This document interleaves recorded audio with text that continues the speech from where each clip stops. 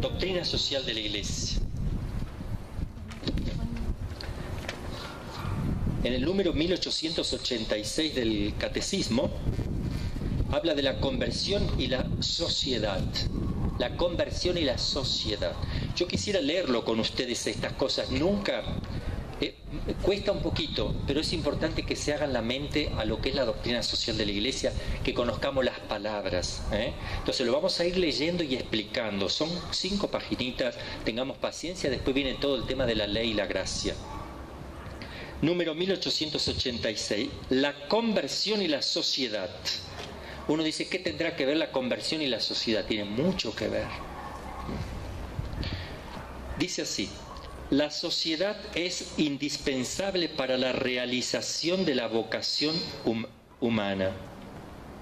Para alcanzar este objetivo es preciso que sea respetada la justa jerarquía de los valores que subordina las dimensiones materiales e instintivas del ser del hombre a las interiores y espirituales.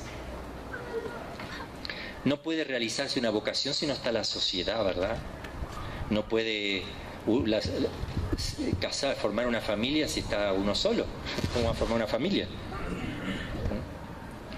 Todo lo que se necesite hacer como persona, la persona necesita de la sociedad, porque es un ser sociable por esencia, ¿verdad? Hay una cita del Papa 23 Beato ya, pero vamos a seguir con los puntos para que no se nos haga largo. 1887.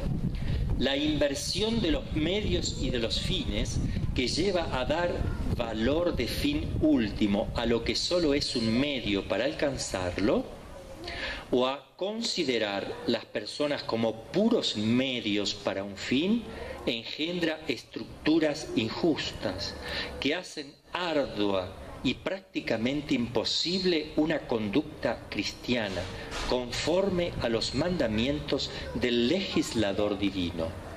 Eso es para una sociedad cristiana, en la nuestra, aunque lamentablemente somos cristianos, pero no tenemos una sociedad cristiana, es anticristiana. Nosotros tenemos que luchar para que sea cristiana, porque nos están gobernando, pero no hay principios cristianos en la forma. Algunos hay porque ya vienen por tradición, o están ahí implícitas del cristianismo, de la cultura cristiana, pero no favorece. Fíjense que lo que está diciendo, que hacer arduo y prácticamente imposible una conducta cristiana conforme a los mandamientos del legislador divino. Dice que no hay que poner los medios como fin, tampoco los fines como medio, y a las personas no hay que ponerlas como un medio para otro fin. Y la Iglesia va a hablar aquí después de algo muy importante, porque ¿qué es más importante, la sociedad o la persona? La persona. ¿Están seguros? Dos cosas, ahí dicen persona. ¿Alguno dice la sociedad? Algunos dicen también la sociedad. ¿Ven que es importante? Porque no tenemos claro. Entonces sí hay que clarificarlo. ¿La sociedad es para la persona o la persona es para la sociedad?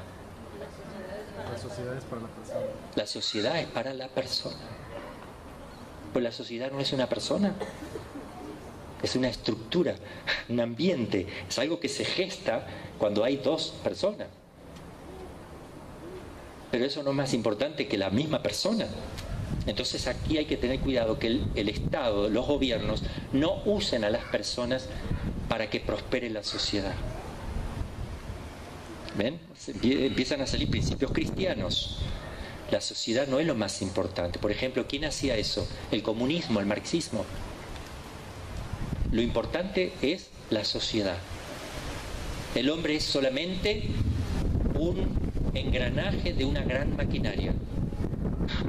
Te meten ahí y ahí vino la superproducción. ¿Se acuerdan lo que es la revolución industrial y todo eso? Donde el hombre pasó a ser una maquinita de producir cositas, ¿no? Y cuando en una empresa el empresario trata al empleado como una pieza de una máquina, entonces ahí empieza el problema.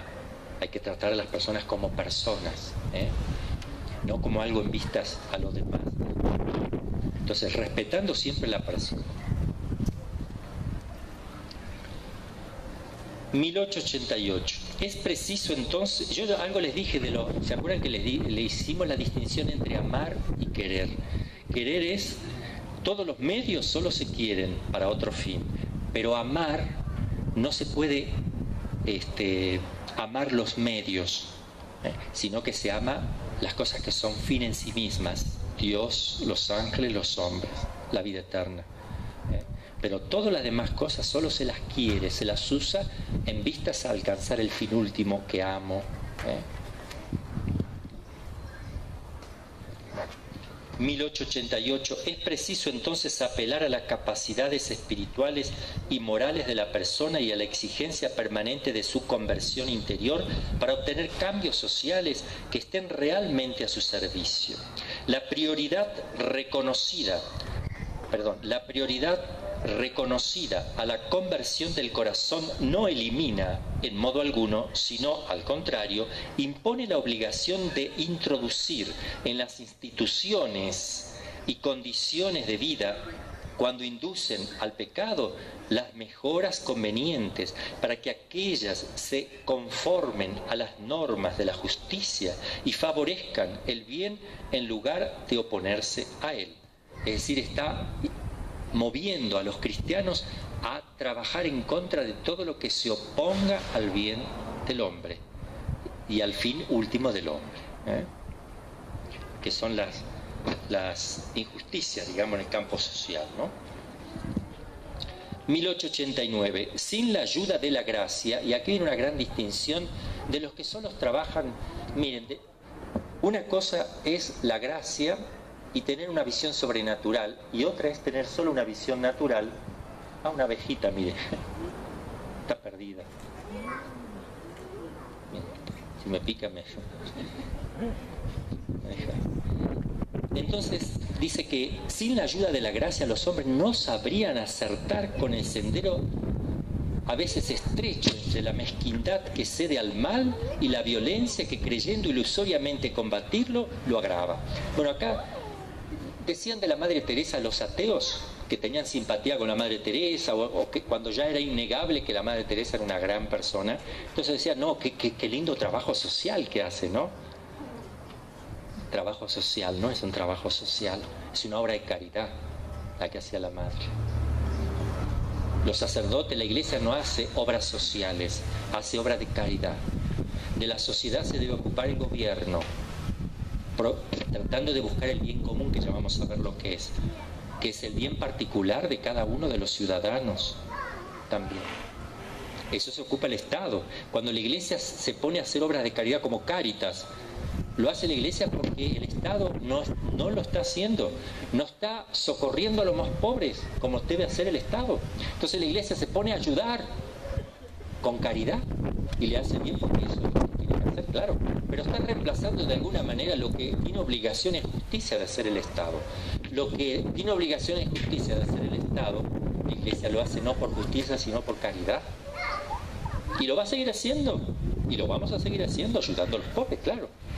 Pero hay que tener cuidado que los gobernantes no crean que la Iglesia es la que tiene que ocuparse de los pobres y ellos no. Entonces ahí hay que tener cuidado también, ¿verdad?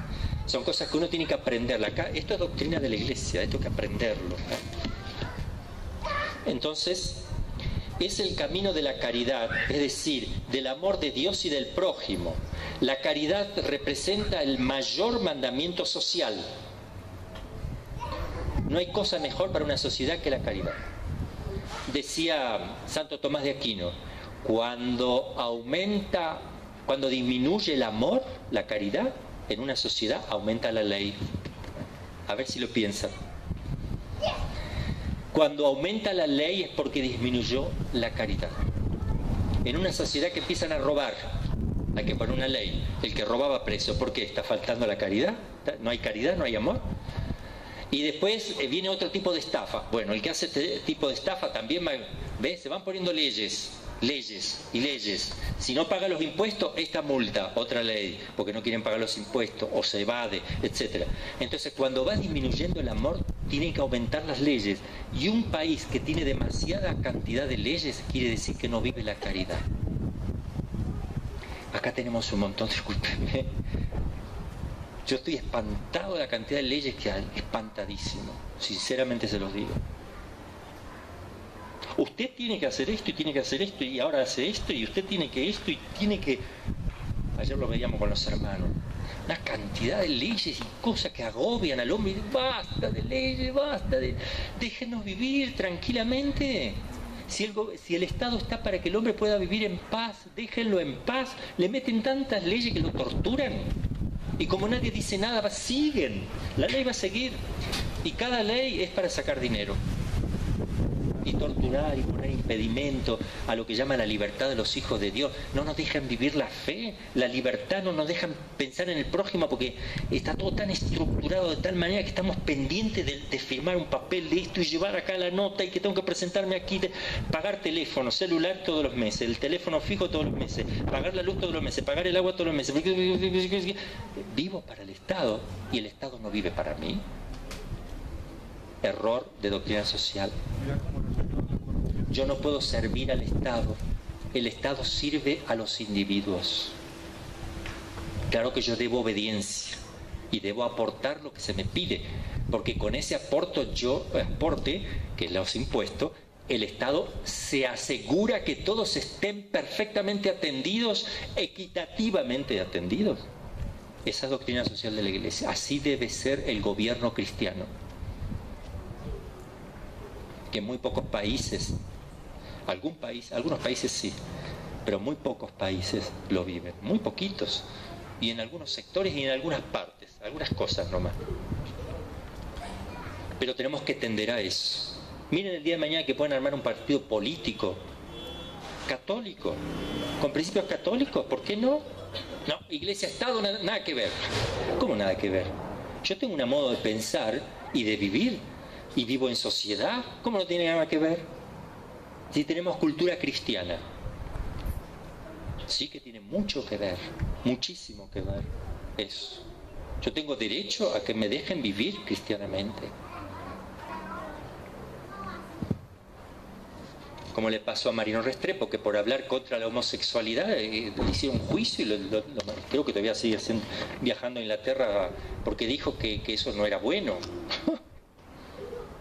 Hay que decir que es bueno ahora. ¿Se dan cuenta? Así que no. ¿Por qué? No puedo llamar bien. Porque hay una ley que te impide que hables mal. Es una ley injusta.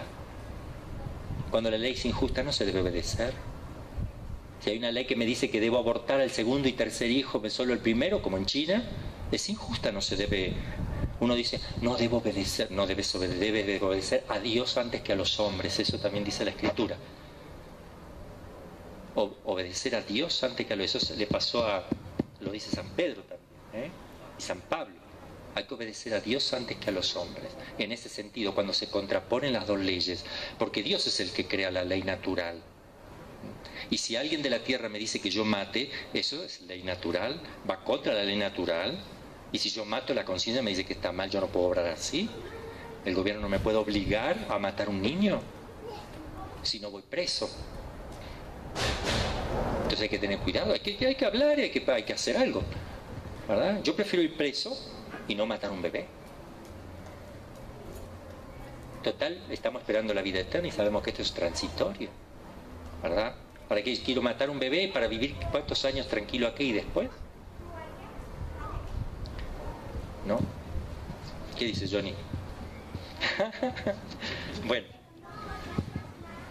vamos a seguir en el 1890, vamos a pasar el tema de la autoridad, 1897.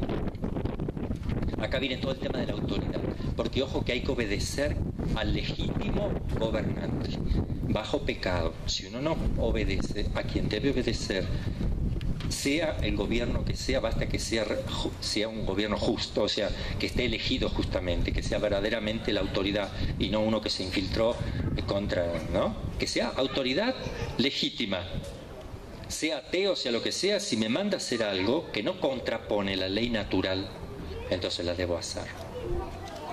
¿Qué se considera autoridad legítima? Y bueno, si estamos en democracia y es correcto el procedimiento, ahí está. Y cuando es incorrecto, Si un gobierno se establece dictadura. Y ahí entra el Senado, el Consejo, bueno, sí. No es que uno tiene que el golpe de Estado. Bueno, pero uno no es que se tenga que poner a analizar de más, que lo haga, que se arreglen ellos, ¿verdad? Basta que a mí, que esté reconocido como tal, que lo reconozca, que no vaya contra las constituciones, etcétera. Para eso también están las constituciones, ¿no? Bueno, sí, no nos vamos a meter en ese campo porque simplemente damos los principios generales, después hay que analizar los casos concretos, que son millones de casos concretos. Nosotros nos manejamos a nivel de principios y después eso hay que aplicarlo a cada caso. Me perdí. La autoridad. ¿A qué hora es? Vamos a hacer un recreíto. ¿Puede ser? Por mi garganta también, que la necesito. Voy a confesar a alguien que me ha pedido 15 minutitos y ya estoy enseguida. 15 minutos de descanso para la segunda. 1897. Una sociedad bien ordenada y fecunda requiere gobernantes investidos de legítima, miren cómo usa palabras, ¿ven? Legítima autoridad, que defiendan las instituciones y consagren en la medida suficiente su actividad y sus desvelos al provecho común del país. El bien común, lo que es común para todos y lo que cada uno de los individuos puede aprovechar, eso es el bien común, que es para todos, no de la misma manera para todos, ¿verdad? Pero es para todos.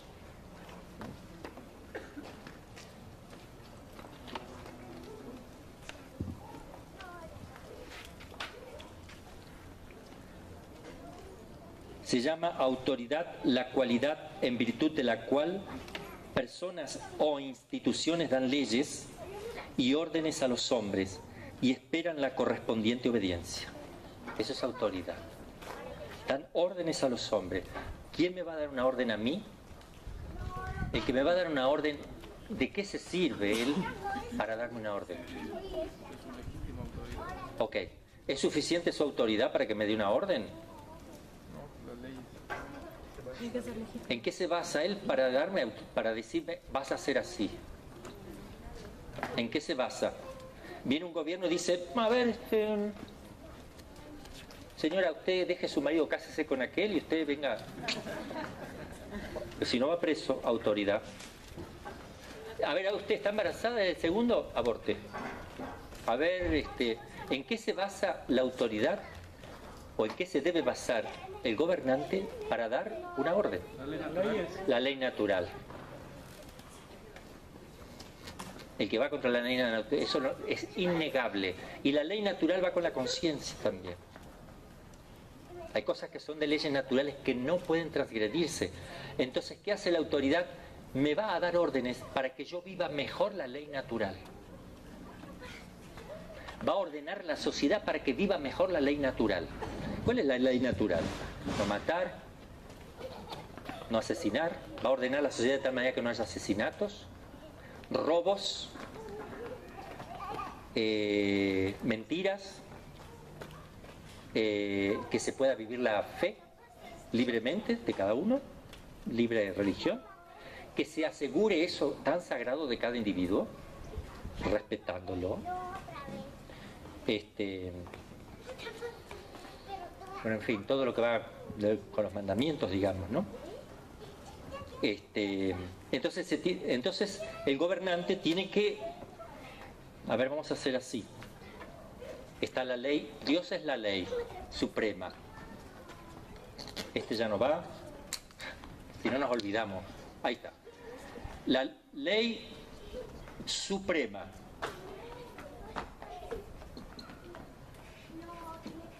Ese es Dios. Él es eso. Es el amor. Es la única ley que Dios tiene. El amor. Pero se llama la ley suprema. Y Él hace partícipe de esa ley suprema a lo creado. Y se le llama ley natural. Ya no es Dios. Es algo creado. Pero esto es Dios. Dios es la misma ley. Pero lo que está creado se llama ley natural. Son cosas que rigen. Hay algo que rige la naturaleza de las cosas. Son leyes ya puestas internas. Por ejemplo, si yo arrojo esto hacia arriba, cae por ley de gravedad. Pero eso no lo creó el hombre, no, eso viene en la naturaleza de las cosas, ¿verdad? Donde hay gravedad. O no sé, todo lo material se deteriora por una ley intrínseca, se va envejeciendo naturalmente, ahí son leyes. Entonces, hay leyes naturales. ¿Qué hace un gobernante? Ayuda a que cada uno de los individuos pueda vivir mejor la ley natural. Pero no puede dictar leyes contra esta ley natural, porque se llama ley injusta, porque el gobernante está para que se cumpla la ley. ¿Cuál es la ley que tenemos en la naturaleza? La ley natural. La que dicta el gobierno, si es legítimo, se llama ley positiva, y esto es ley natural. La positiva está ordenada o debe estar ordenada a la ley natural. No basta con decir lo dictaminó la autoridad para que sea válida. Tiene que dictaminar la autoridad y no ir en contra de la ley natural para que sea válida. Entonces hay muchas leyes que no son válidas.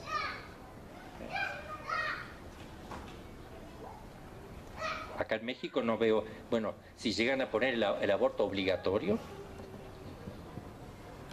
ahí eso va contra la ley natural. Que permitan que maten, también va contra la ley natural, porque el gobierno debe defender la vida.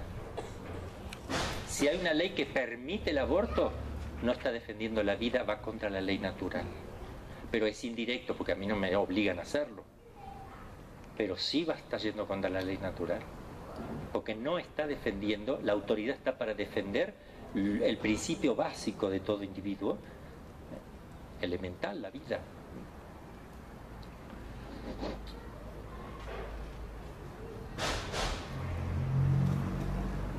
Y cuando Dios revela cosas en el Antiguo Testamento, en el Nuevo, todo lo que Dios ha revelado, toda la Biblia entera, en nada contradice la ley natural, sino que la hace vivir mejor. Se puede analizar todo lo que Dios ha pedido y mandado. Todo va ordenado a lo que Él mismo creó. No se oponen, digamos, ¿no? Una religión, el gobierno puede decir, hay una secta o una religión X. No, a esta no la aprobamos. ¿Libertad religiosa? No, no te la aprobamos. ¿Por qué? Porque esa religión tiene principios que van contra la ley natural. No se puede aprobar. Quiero una religión que diga que a sus propios bebés los pueden sacrificar como sacrificio a su Dios, no sé qué, sacrificio humano, ¿entienden? O sea, el gobierno tiene que ver que una religión no tenga principios que vayan contra la ley natural. Eso deberían cuidar.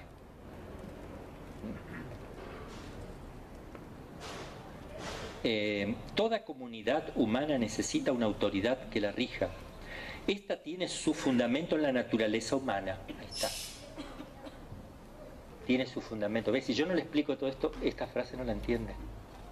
¿Dónde tiene su fundamento esa autoridad? En la naturaleza humana. Ojo que esto es doctrina de la iglesia, esto es catecismo, esto no puede cambiar nunca. Nunca. No puede la iglesia decir más adelante, no, esto no va a ser así, porque estos son principios esenciales de la fe. No se puede modificar, se puede explicar de otra manera, pero siempre lo mismo. De otra forma la explicación, pero siempre el mismo principio. Entonces, esta tiene su fundamento en la naturaleza humana. Es necesario para la unidad de la sociedad. Su misión consiste en asegurar, en cuanto sea posible, el bien común de la sociedad. El bien para todos. La autoridad exigida por el orden moral emana de Dios. Sométanse todos a las autoridades constituidas, pues no hay autoridad que no provenga de Dios, y las que existen por Dios han sido constituidas. De modo que quien se opone a la autoridad se rebela contra el orden divino, y los rebeldes se atraerán sobre sí mismos la condenación. Es durísimo San Pablo, ¿eh? Hay que obedecer a la autoridad legítimamente constituida. Siempre y cuando no va en contra de... No, sí, obvio. Eso no le da derecho o sea, no hay autoridad en ese sentido, se le va la autoridad en ese punto. porque la autoridad viene de Dios. Cuando la usa contra lo que Dios establece, se le va. El deber de obediencia, mire, nunca prosperó un gobierno que dicta cosas contra la ley natural, nunca prosperó mucho tiempo. Se rebelan, vienen caídas, ¿entiende? Porque no es natural. Todo lo que va contra la naturaleza, a la larga viene la revancha. El castigo viene solito. Dice, Dios perdona siempre, que se arrepienta el hombre, ¿no? El hombre perdona a veces, la naturaleza nunca perdona. Si se hacen cosas contra la ley natural, adiós. Se destruye una sociedad. El deber de obediencia impone a todos la obligación de dar a la autoridad los honores que le son debidos. Habla de honores, son los impuestos. Y de rodear de respeto y según... de honores no, del respeto, honrar a la persona, y de rodear de respeto y según su mérito, de gratitud y benevolencia a las personas que le ejercen. Es decir, uno además tiene que tenerle respeto. Entonces, cuando uno habla mal del gobierno, no tiene que hablar mal de la persona, sino de las cosas malas que la persona hace. No, esto que hizo el gobierno está mal, ¿me entienden? Esto que hace tal presidente está mal, pero criticarlo a él así, sin todo eso hay que tener cuidado porque es un ser humano y es mi autoridad también. Tengo que tener más cuidado con eso, cuidado de no agraviarle, porque está representado, de alguna manera está representando a Dios en lo que es justo, ¿no? En la ley natural está representando a Dios. Entonces le debo el respeto también. Eso no impide que yo no analice si lo que está haciendo está bien o mal, porque tengo que hacerlo, porque yo lo puse ahí y me está representando. Lo tengo que analizar y tengo que usar los medios para hacerle saber que no estamos de acuerdo, si algo va contra los principios cristianos, contra la ley natural, etcétera, etcétera, o perjudica al ser humano, ¿verdad?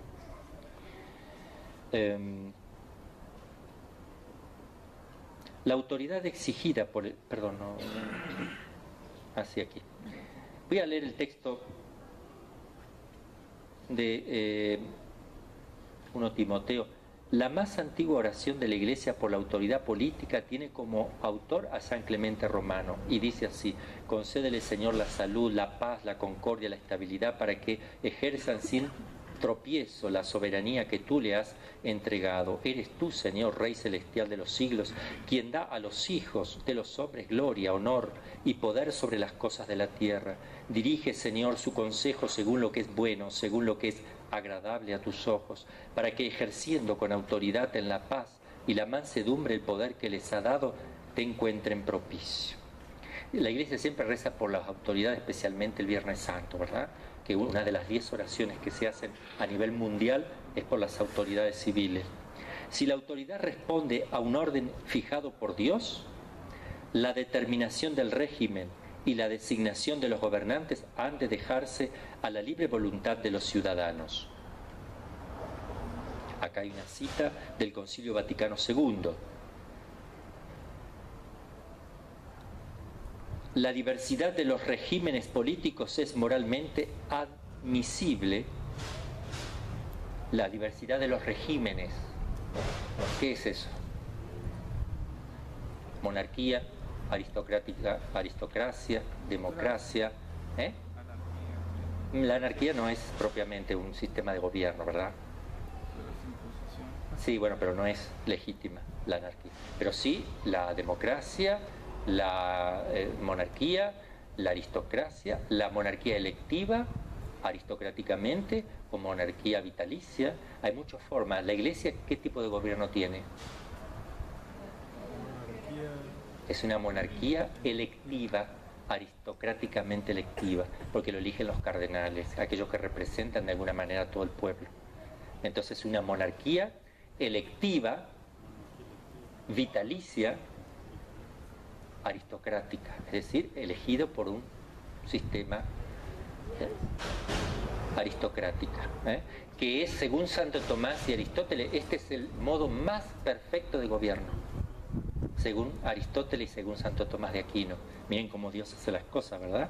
¿Por qué es el más perfecto? Porque el que elige la autoridad tiene que estar en el medio entre los que representan, entre el pueblo, lo que tiene que representar el pueblo, y a su vez elegir un responsable que vaya acorde al pueblo.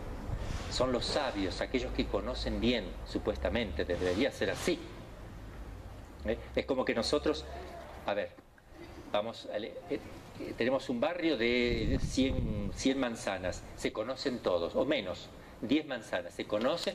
¿Quién es el más responsable de eso? ¿Quién tiene autoridad que nos puede representar a todos? Lo votan, tú nos puedes representar. Ve, ahora, porque se van a juntar 500 de esas 10 manzanas, a ver, porque tú conoces a su vez a otros, represéntanos. Ese otro que sabe, se supone que sabe, y está preparado para elegir el mejor, según la ley natural, los principios cristianos, lo que sea. Ese va, a su vez, votar en representación de todos, tú. Y así, ¿me entiendes? Supuestamente ese es el mejor método según Aristóteles y Santo Tomás. Nosotros tenemos una democracia, sí. No siempre ha sido así, pero sí. O sea, por ejemplo, por esos papas que dejaron mucho, pues, hablar. No, pero eso no tiene nada que ver. Que los papas dejen mucho que hablar, no tiene nada que ver. El sistema es correcto. Un político puede ser corrupto, pero mientras mande lo que corresponde, no hay problema. El papa puede condenarse, pero si el papa... Lo que la Iglesia tiene desde San Pedro hasta ahora y lo que nosotros tenemos como infalible es que en el plano de la fe y la moral nunca hubo una indicación de un papa a través de un documento, una indicación, un acto de gobierno contrario a la fe y a la moral cristiana, jamás. Nunca se contradijeron. Cuando el papa enseña, está asistido por el Espíritu Santo, lo que llama la infalibilidad. Entonces, se puede perfectamente cotejar desde la época de San Pedro hasta ahora todos los documentos de enseñanza de la Iglesia en la fe y la moral, que no se contradice. Se puede contradecir en todas las otras cosas. Por ejemplo, en la liturgia, estamos celebrando de espalda, después se celebra de frente. Parece una contradicción, pero no es cuestión de fe y moral, es litúrgica, puede cambiar, porque eso es algo práctico de conveniencias que pueden ir cambiando, pero lo que es la fe y la moral, no. Eso no puede cambiar nunca. Cristo es Dios y será siempre Dios. No puede venir un papa a decir que Cristo no es Dios. El divorcio es pecado. No puede venir alguien a decir el divorcio no es pecado. Como están queriendo que el papa diga que el divorcio no es pecado. Eso es imposible. Se va a venir Jesús antes que el papa diga eso. No lo va a decir. Contradice, el divorcio es pecado, pero entiéndase bien lo que es el divorcio. Divorcio es, vamos a aclarar acá porque puede ser que alguien se confunda. Divorcio es significa separación. Separar, divorciar, separar. Una persona está casada por iglesia. Si el marido le golpea, la maltrata y pone en peligro a los hijos, la esposa puede divorciarse, separarse temporalmente, se va a la casa de la mamá. Entonces se le llama divorcio a una separación, así tengan cuidado, que no estamos hablando de esto. La mujer tiene que defender a su hijito. Pero cuando él se arrepiente de corazón y bueno, y cambió, se vuelven a juntar, pero no hicieron divorcio propiamente como se entiende, sino que se han separado temporalmente. Eso no es pecado. Acá estamos hablando del que no se puede divorciar, romper el vínculo. Si está casado por la iglesia, no hay nada que lo pueda remediar, siguen casados. La iglesia no anula un casamiento.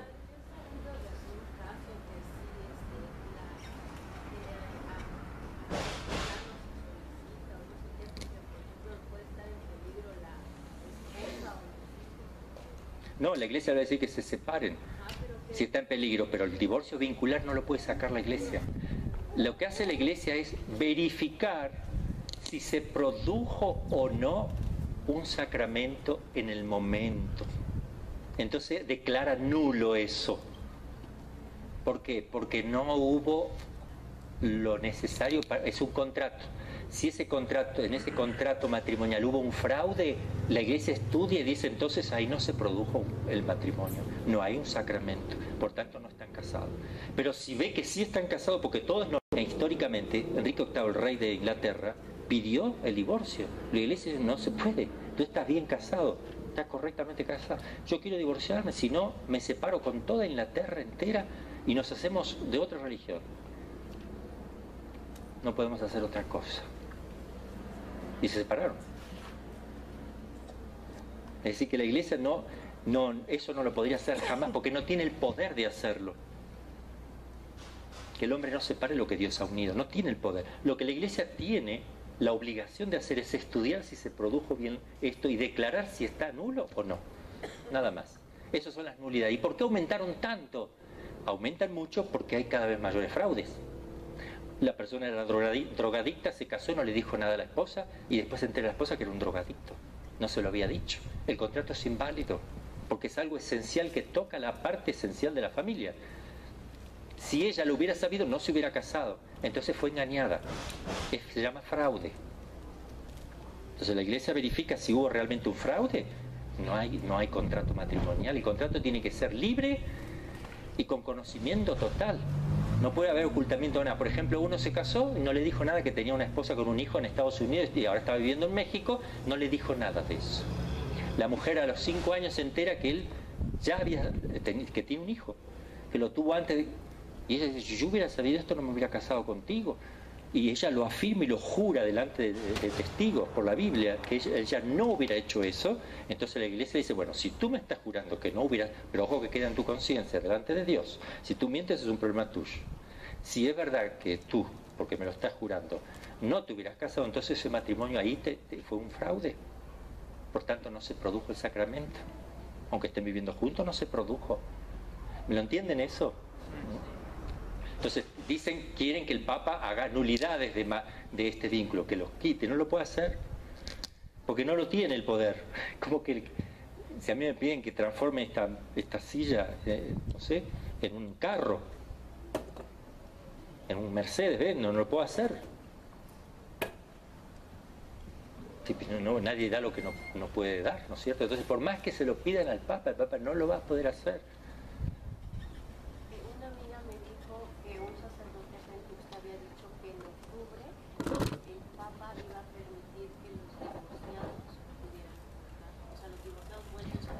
Bueno, ¿vueltos a casar?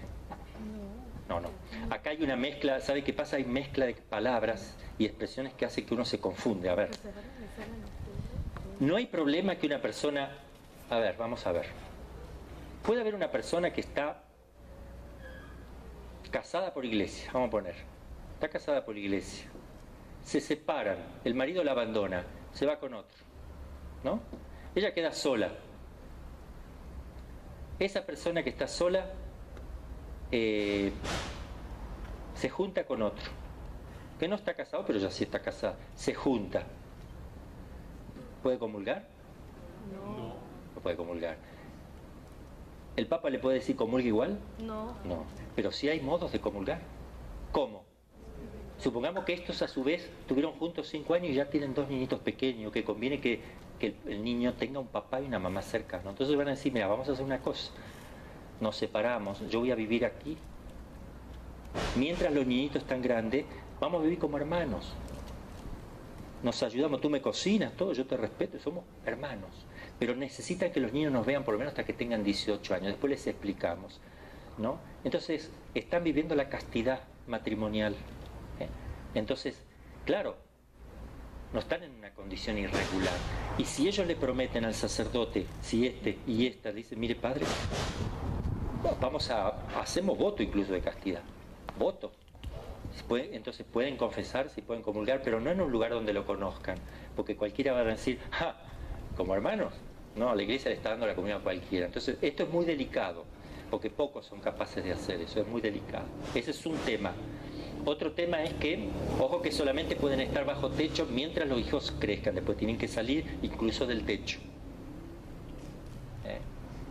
Porque también está el afecto. Si una persona ama al otro y no es su marido, aunque no tenga relaciones, está mal. Pero aquí se quedan por una razón superior, que no les que por esos niños hasta que crezcan, es la manera que se puede hacer para no destruirlos, ¿no? ¿Qué otra forma más? Casados y vueltos. Bueno, hay otra posibilidad de entender lo que usted dice. Se casó por iglesia. Todo correcto. Al tiempo se dan cuenta que el marido le engañó.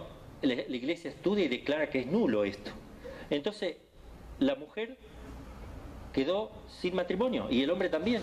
Y van y se casan por iglesia, porque esto fue inválido, se casan con alguien que no estaba casado.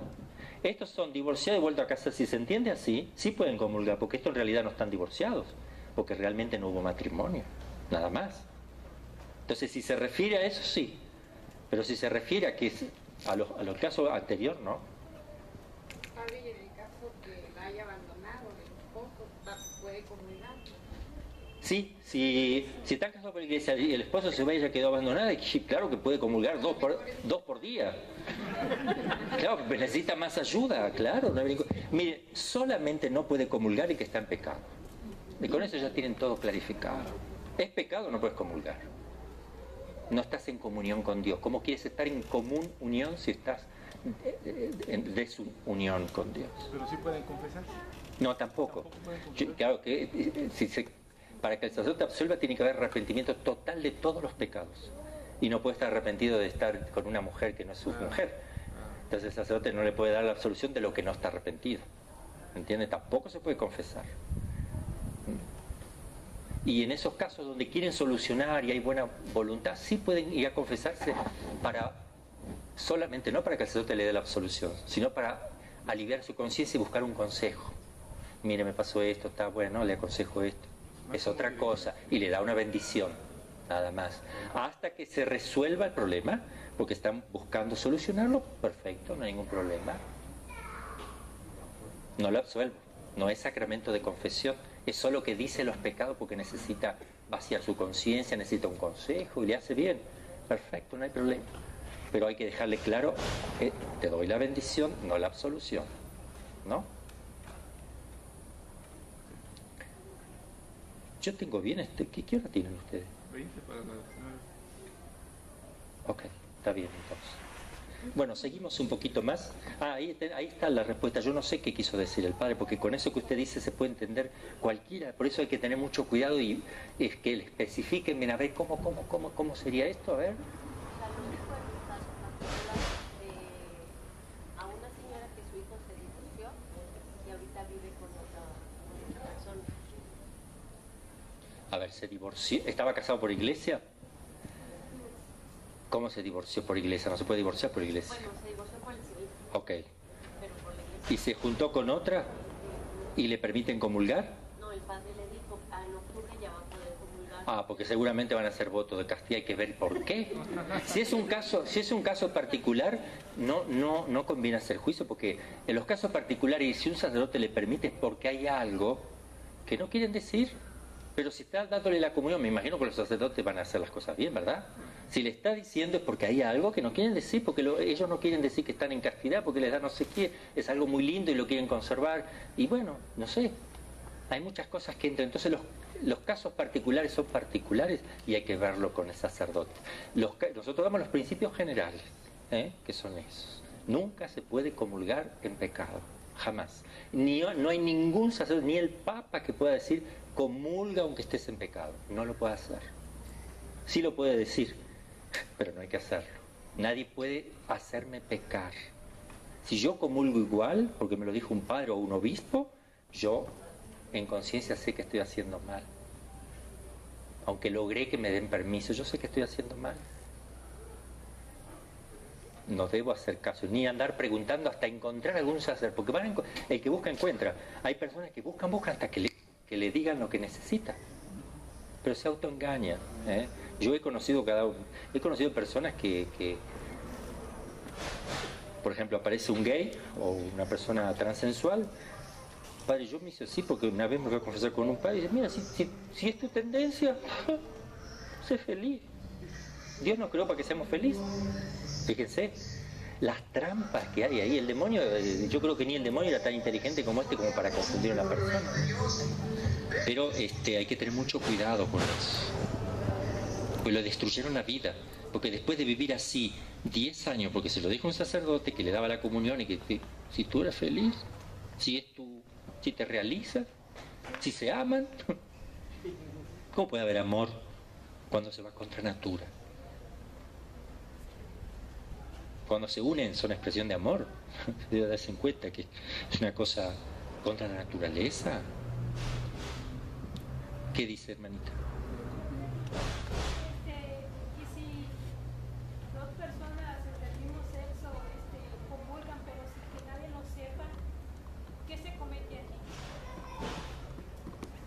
Que están conviviendo, dos personas que conviven, O sea, dos personas del mismo sexo. que conviven. O sea, conviven y comulgan, pero nadie del... Ah, pero ellos están cometiendo pecado, ¿no? Aunque no lo sepa nadie, Dios lo sabe, o sea, se está destruyendo. ¿Comete algún sacrilegio? Sacrilegio, sí. Sacrilegio. Sí, pecado gravísimo. Como todo el que comulga en pecado mortal comete un sacrilegio, ¿no? ¿Eh? Se miente, sí, o no entienden ni lo que es la comunión, o no entienden lo que es la vida de gracia, no tienen conocimiento de nada, muchas veces son ignorantes, no hay que ver maldad a veces. Yo creo que no hay maldad, porque, bueno, digo, por lo general no tiene que haber maldad, sino una gran ignorancia. ¿Y es pecado? Claro, comulgar en pecado es pecado, claro. La ignorancia. Voluntaria, sí. Sí, la ignorancia, sí. Obligados a juzgar, A conocer, ¿no? a conocer. Claro, yo no lo estoy excusando, no estoy diciendo que no sea pecado, solamente digo que no hay maldad, no se hace por hacer mal, o un sacrilegio. Es pecado igual, porque está el pecado de malicia, no hay maldad ahí, no hay pecado de malicia por lo general, pero sí hay pecado mortal. Acuérdense que hay pecados de malicia, cuando uno quiere hacer el mal por el mal. Pero estas personas que viven así no quieren hacer el mal por el mal, son débiles y se dejan llevar y arrastrar por la debilidad y por las opiniones del mundo y lo fácil y lo cómodo, digamos, ¿no? Sí. Una persona que es del otro, era hombre, pero se volvió mujer y se inyectó y todo, tiene todo lo de una mujer, pero se arrepiente ahí de que ya es o fue, pero, o sea, ¿cómo le puede hacer ahí si ya es más mujer que hombre? Depende de la cantidad de tiempo que lleve. Justo el tema que hemos hablado con los hermanitos un poco, depende del tiempo que lleva. También, ¿no? Pues si una persona que lleva esos 10 años y ya la conocen, bueno, si lo que te has puesto, sácatelo. ¿Qué va a hacer? Si te lo has hecho para maldad, ¿por qué no lo vas a hacer para una cosa buena? De hacer lo contrario. Si somos capaces de hacer semejante atrocidad por mí mismo, ¿por qué no voy a hacer una cosa de eso al revés, por amor a Dios?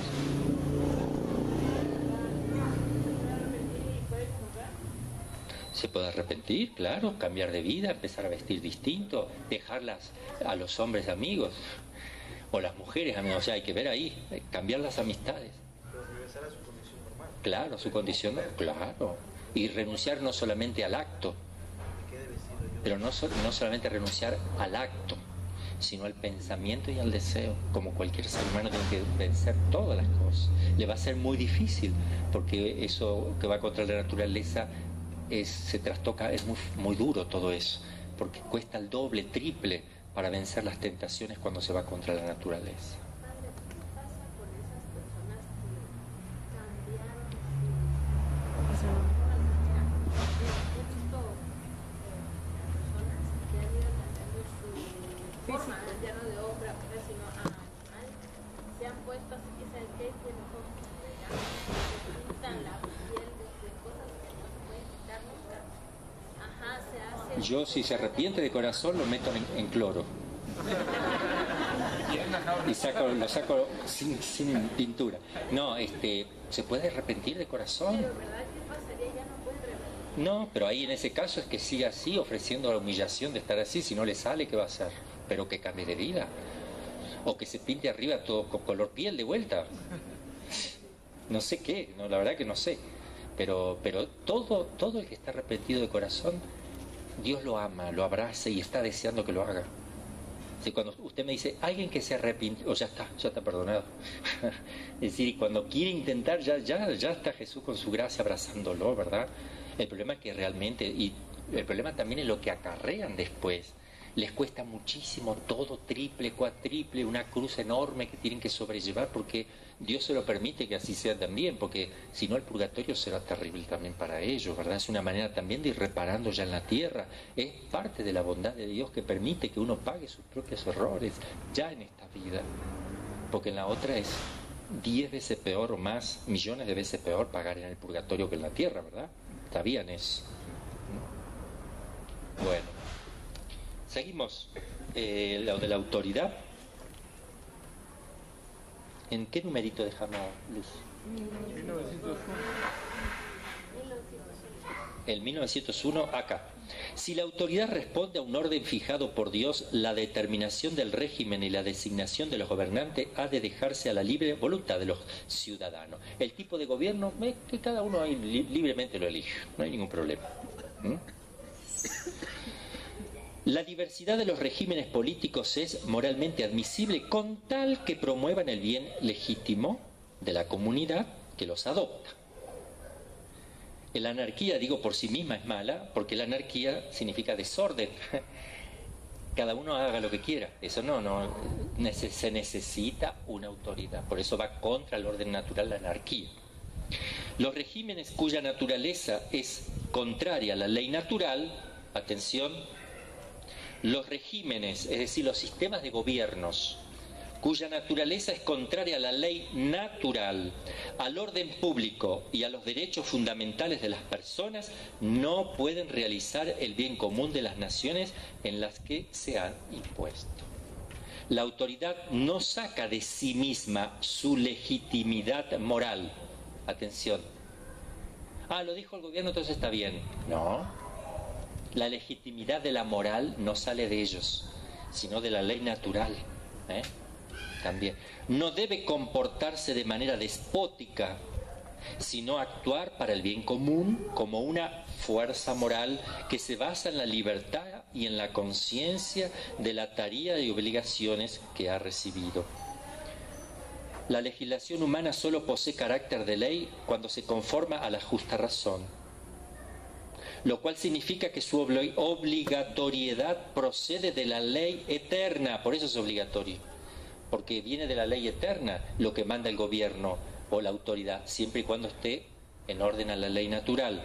En la medida en que ella se apartase de la razón o de la ley natural, sería preciso declararla injusta. Atención con eso. Pues no verificaría la noción de ley, sería más bien una forma de violencia. Todo lo que va contra la ley natural es violentar al ser humano. Es violencia, porque va contra una ley que la tenemos adentro. Entonces no se la debe obedecer. Acá dice va contra la razón, es lo mismo que decir contra la ley natural, porque la ley natural la tenemos también en la conciencia, y la conciencia es un conocimiento. Entonces cuando dice según la razón está diciendo según la conciencia. La autoridad solo se ejerce legítimamente si busca el bien común del grupo en cuestión y si, para alcanzarlo, emplea medios moralmente lícitos.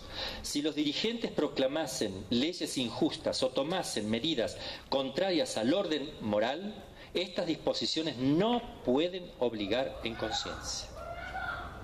En semejante situación, la propia autoridad se desmorona por completo y se origina una inquietud espantosa. Una iniquidad espantosa. Eso lo dice el Beato Juan XXIII Papa, ¿no? La expresión de él. Es preferible que un poder esté equilibrado por otros poderes y otras esferas de competencia que lo mantengan en su justo límite. Es este el principio del Estado de Derecho, en el cual es soberana la ley y no la voluntad arbitraria de los hombres.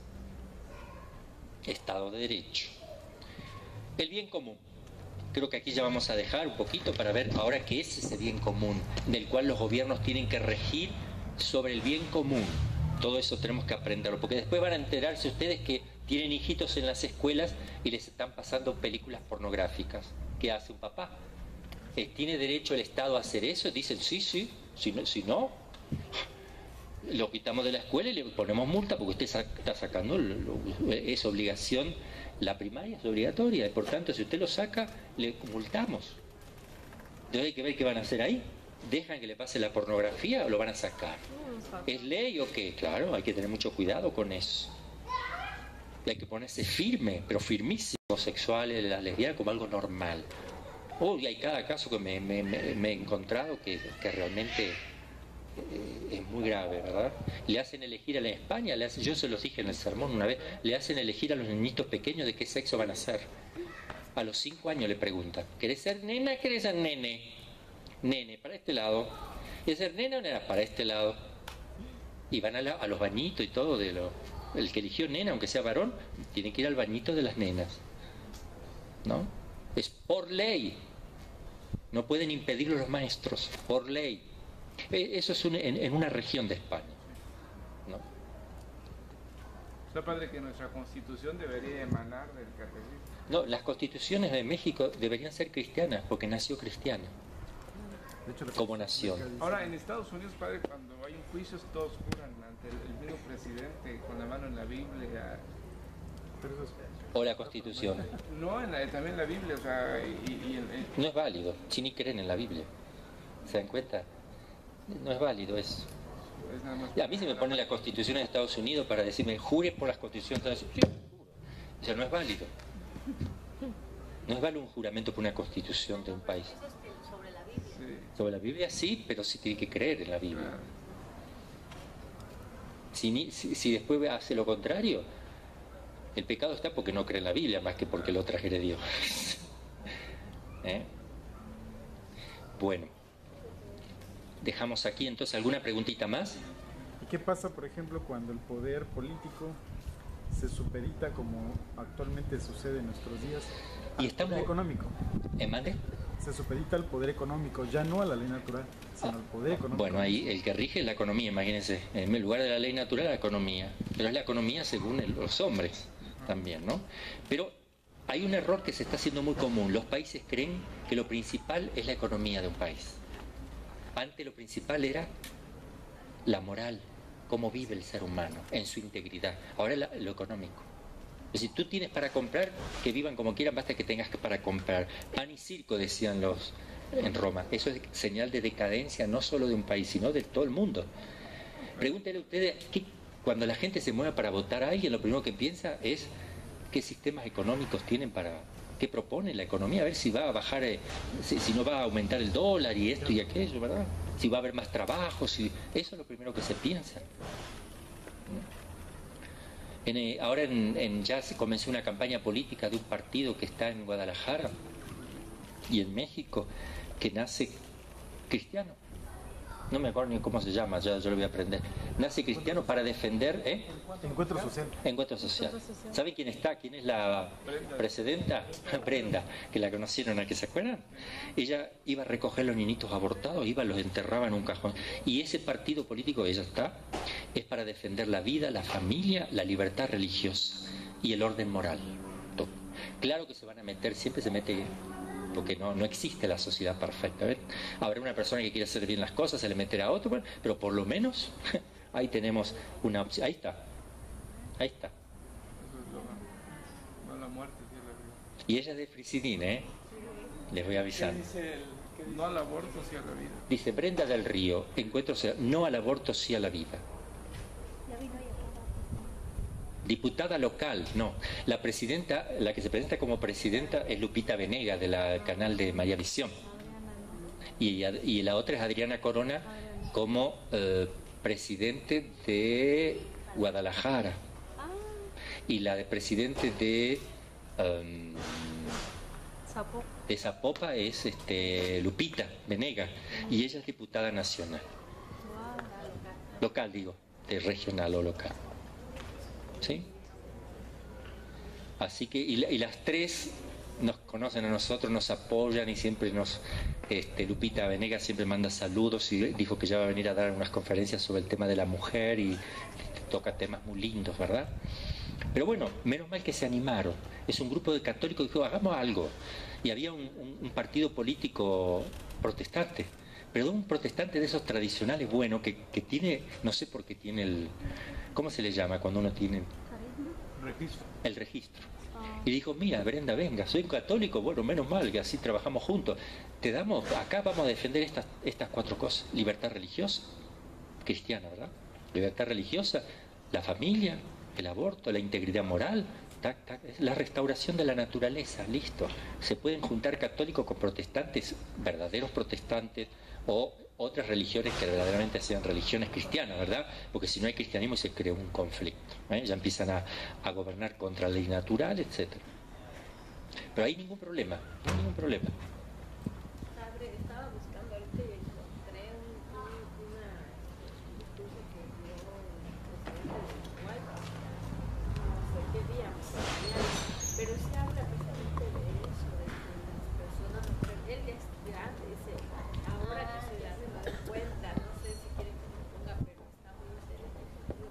Sí, él tiene un carrito de Uruguay.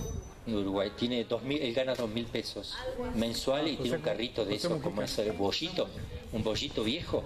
Y cuando va por la carretera para y levanta a todos los que hacen ray, ¿no? Y anda vestido así sencillo. Bueno, ahora terminó de gobernar, ¿eh? ¿Ya terminó? Sí, Sí, el mes pasado. sí. De hecho, hay imágenes donde está esperando su turno para recibir seguridad social. Sí, y además está en la casa con las gallinas en el patio, así, él le da a la gallina de comer. Con sandalias. Sí, ahí está. Sí. Sí, lo quieren mucho. Es Sí, él tiene los principios de la doctrina social. Y en este momento Uruguay es uno de los países que no está endeudado y además es el que más ha prosperado últimamente, con aplicar la doctrina social de la Iglesia. Se arregla la cuestión y sale rápido. Esta doctrina social que estamos viendo es para ser aplicada. Ya vamos a ver un tratadito de doctrina social, es para ser aplicada en una nación. Si los gobernantes descubrieran... ¿Saben quién aplicó la doctrina social de la Iglesia en Argentina? Lo hizo Juan Domingo Perón, a pesar de que en un tiempito se puso contra la Iglesia mal, pero por influjo de... Bueno, pero en un tiempo él le pidió asesoría a la Iglesia y aplicó la doctrina social de la Iglesia, para que vean que no es lo más importante la economía. Sin embargo, ¿a qué lo llevó eso? Argentina llegó a ser la quinta potencia económica mundial, la quinta, desde bien abajo. Y las obras que se hicieron en la Argentina, las grandes obras, puentes y de todo, hospitales, hasta la cancha de Racing Club de Avellaneda, y cosas de todo, lo más grande se hizo en ese tiempo. Después, Argentina empezó a caer, la época de Gardel, de los grandes, de las grandes figuras como Maradona, ¿no? Pero después empezó a caer, pero se aplicó la doctrina social de la Iglesia. Evita apoyaba mucho ese tema, que la quieren muchísimo. No llores por mí, Argentina, la canción que le hacen, no es cierto, a ella, pero muy buena. Ella realmente ayudó muchísimo, se ocupaban del bien común. Ella salía a asistir a los pobres, pero verdaderamente no por campaña política, por eso la quisieron muchísimo. Es imposible encontrar en la Argentina a alguien que no haya querido a Evita, de cualquier partido político. La querían muchísimo, una mujer muy buena. Murió a los 36, creo, años por un cáncer, pero hablaba, cuando salía a hablar, todos a escucharla, ¿no? Muy buena mujer, realmente. Y cuando ella estuvo al lado de Perón, Perón hizo las cosas bien, pero después ya le llegó otra, no quiero hablar, otra, y ya empezaron a cambiar las cosas. Él se enojó con la Iglesia, se puso prepotente, bueno, ya algunas cositas, ¿no? Pero en donde se ha aplicado la doctrina social de la Iglesia ha habido un avance enorme. Lo que pasa es que esto te impide robar. Si tú quieres aplicar la doctrina social de la Iglesia, no tienes que robar. Y tienes que hacer muchas cosas. Si lo quieres aplicar, quedas al descubierto todo. Porque todo un sistema que ya vamos a ver, que están las sociedades intermedias, que se propician, las sociedades intermedias son obligatorias, lo que son los sindicatos y todo, porque uno tiene derecho a defenderse, los obreros y todo, ante el Estado, para asegurar que el Estado le esté dando al obrero lo que corresponde. Cosa que el comunismo quitó, todo lo que son las sociedades intermedias, queda el Estado y el individuo, basta. No tienes derecho a protestar nada, Estado e individuo. No hay sindicato, no hay nada. Lech Walesa, ¿se acuerdan en la época qué pasó con Polonia? Que él había Estado en el comunismo y había individuo. Él se puso con un sindicato fortísimo y dio vuelta, pero hizo un bien enorme. Es un gran santo, Lech Walesa. Era un político, un santo, muy amigo de Juan Pablo II. Y el Papa lo apoyó muchísimo. Es un poco así como Brenda quieren hacer ahora, un partido político bueno, digamos, que restaure la familia. ¿Sí? Lo que pasa es que lo van a atacar inmediatamente del extranjero, lo van a asesinar, porque queda en evidencia toda la corrupción de afuera también. Entonces hay una presión de hacer todos igual, el nuevo orden mundial, ¿no? Si uno se sale de ese orden, hay que ver si se lo permite.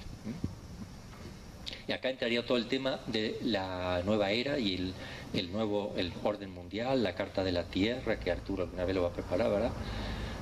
No, son temas interesantes. Cuando ya veamos toda esta formación, vamos a ver qué pasa a nivel mundial con todas estas cosas, porque las vamos a entender. Pero sin información no la vamos a entender, ¿eh?